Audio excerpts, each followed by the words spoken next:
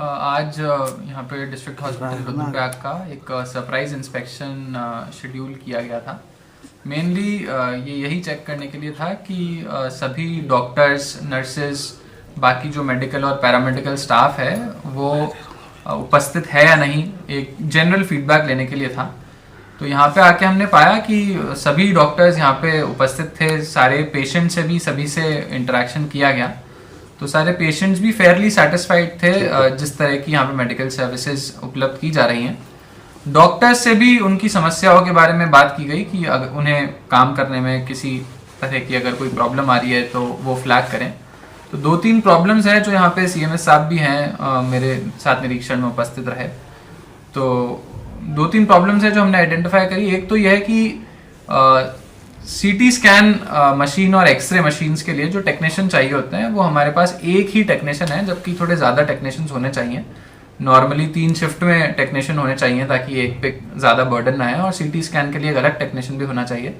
अच्छी बात यह है कि सीटी स्कैन मशीन जो 2 साल पहले से यहाँ पे आ गई थी लेकिन असेंबल नहीं हो पाई।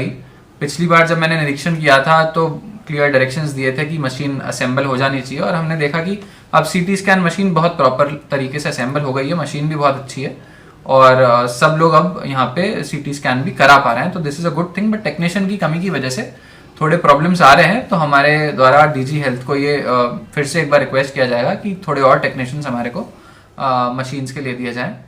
एक और प्रॉब्लम आई, कुछ डॉक्टर्स ने बताया कि उनके पास जो हेल्पिंग स्टाफ है उनकी कमी है, जिसकी वजह से जो बाकी तरह का ऑक्सिलरी वर्क होता है वो भी डॉक्टर्स को ही करना पड़ता है।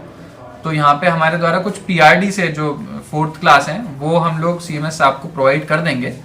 तो उससे जो बाकी डॉक्टर्स के हैंड्स हैं वो थोड़े स्ट्रांग हो जाएंगे और डॉक्टर्स अपने कोर मेडिकल टास्क पे ज़्यादा फोकस कर पाएंगे।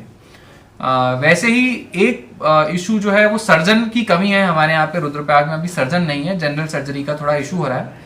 हालांकि श्रीनगर हॉस्पिटल बहुत पास में है, तो सर्जरी का अगर कोई भी केस आता है तो डॉक्टर्स उन्हें नॉर्मली पेशेंट्स को रेकमेंड कर देते हैं श्रीनगर। लेकिन डीएच में क्योंकि एक सैंक्शन पोस्ट होती है सर्जन की, और जिले में कोई ना कोई सर्जन तो होना भी चाहिए इमरजेंसी केसेस के लिए भी, तो इसके लिए भी शासन को डिमांड हम लोग भेजेंगे और एक एटलीस्ट एक सर्जन की डिमांड हम लोग करेंगे। गायनेकोलॉजी डिपार्टमेंट भी सही से चल रहा है। सब जो डिलीवरी के लिए भी यहाँ पे महिलाएं आ रखी थी उनके भी अटेंडेंट से बात करी। तो जो अल्ट्रासाउंड का प्रोसेस है और गायनेक डिपार्टमेंट का पूरा प्रोसेस है वो भी बहुत सेटिस्फैक्टरी तरीके से चल रहा है।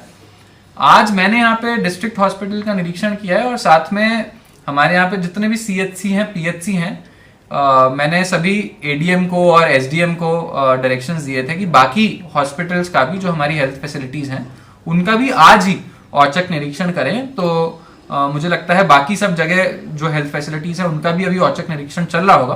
तो आज शाम तक हम लोग एक कंपाइल्ड रिपोर्ट बनाएंगे और मैं बाकी एसडीएम से और एडीएम से भी रिपोर्ट लूंगा ताकि हम एक ओवरऑल व्यू देख सकें कि डिस्ट्रिक्ट में किस तरह से अभी ऑनगोइंग हेल्थ फैसिलिटीज चल रही हैं, कितने सीरियस हैं हमारे डॉक्टर्स और नर्सेस। डीएच में मैं जिनसे भी इंटरेक्ट किया तो मुझे काफी फेयरली सेटिस्फैक्टरी रिस्पॉन्स यहाँ पे मिला।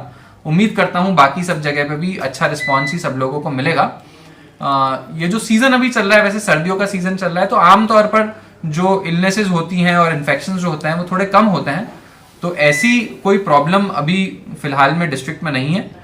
यात्रा भी अभी नहीं चल रही है, तो जो बाकी टूरिस्ट की वजह से भी पेशेंट लोड बढ़ा हुआ रहता है वो भी अभी नहीं है। तो इस वजह से जो डॉक्टर्स हैं अपने कोर काम में और जो बाकी हेल्थ फैसिलिटी का अपग्रेडेशन है उस पर फोकस कर सकते हैं। तो मैंने सीएमओ साहब को भी और सीएमएस को भी यही डायरेक्शंस दिए हैं कि ये जो टाइम है जब पेशेंट लोड डॉक्टर्स पे काफी कम है तो इसका सदुपयोग करें और विचार करें कि किस तरह से हमारे जितने भी हेल्थ सेंटर्स हैं उनकी हेल्थ फैसिलिटी के अपग्रेडेशन के लिए हम और क्या कर सकते हैं, और उसके हिसाब से हम कदम उठाएंगे।